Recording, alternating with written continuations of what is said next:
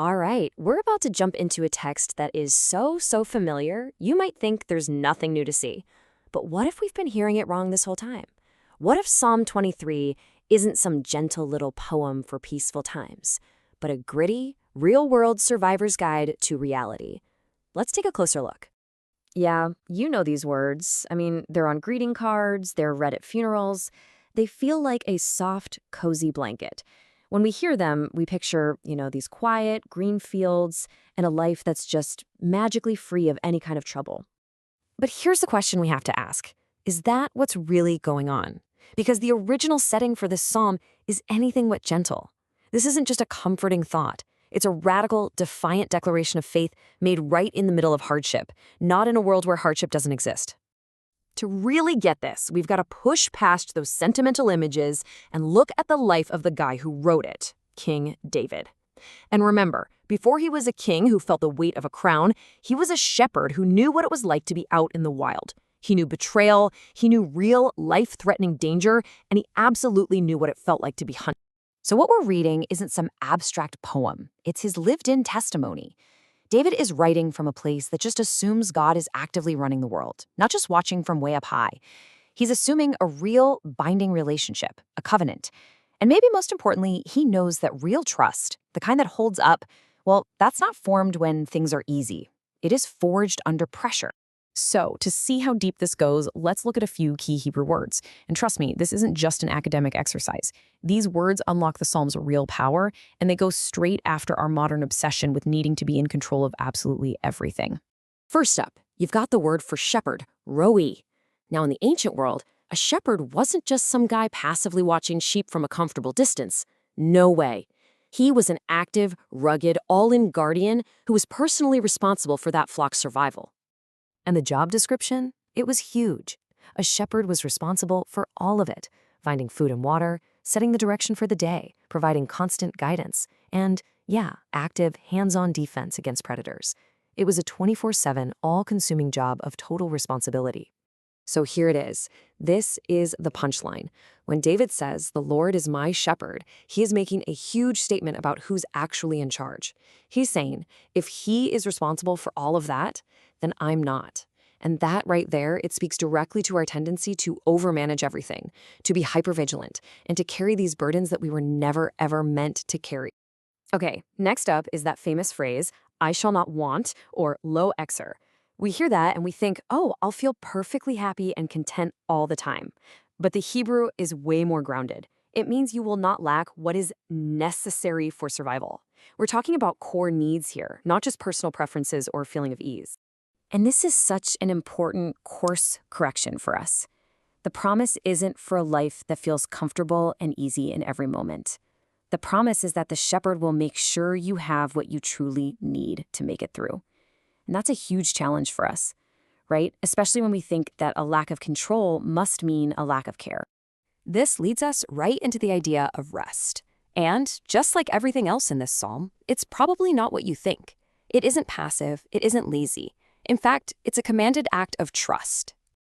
The phrase, "he makes me lie down," uses a really interesting verb in Hebrew, yarbitzeni. It's causative.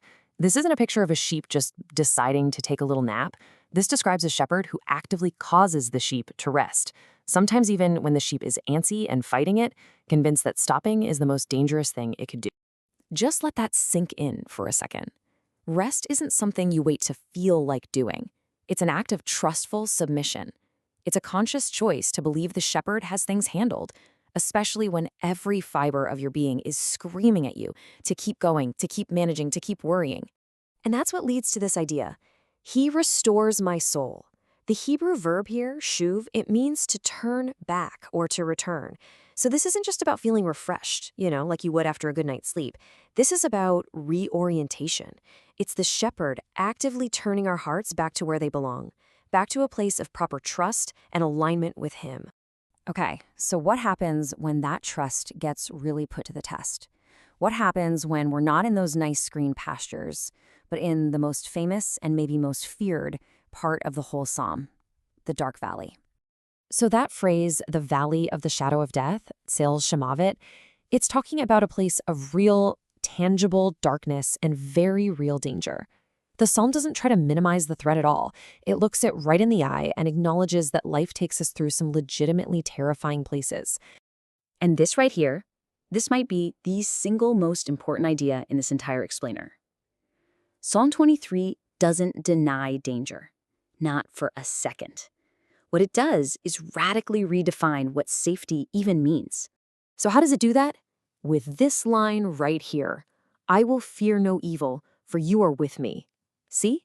Safety isn't the absence of threats. According to David, true safety is the presence of the shepherd. So the big takeaway for us is this: fear starts to lose its power over us, not when our circumstances suddenly get better, but when we choose to trust in the shepherd's presence more than we trust in our own ability to control the outcome. But the psalm doesn't leave us in the valley. It ends with this incredible, stunning declaration of a love that doesn't just wait around for us, it actively and relentlessly comes after us. When David writes, "Goodness and mercy shall follow me," that word for mercy is chesed. And chesed is not just a passing mood or a fleeting feeling of kindness, it is active, pursuing, relentless, loyal, covenant love.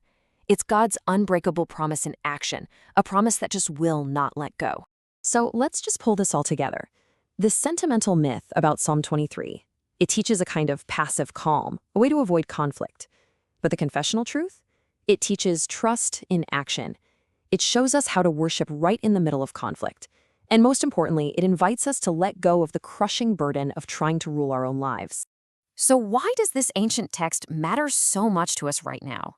Because it speaks directly to our deepest struggles. It presses on the false beliefs in our mind about what safety and rest really are. It confronts the fears in our affections, that deep-seated fear of disorder and of being vulnerable. And it challenges our will, that compulsion to manage, to rehearse, to control every little thing. And the answer it gives to all of that anxiety, all that striving, is so simple and yet so profoundly liberating. The Lord is shepherd. The sheep is not.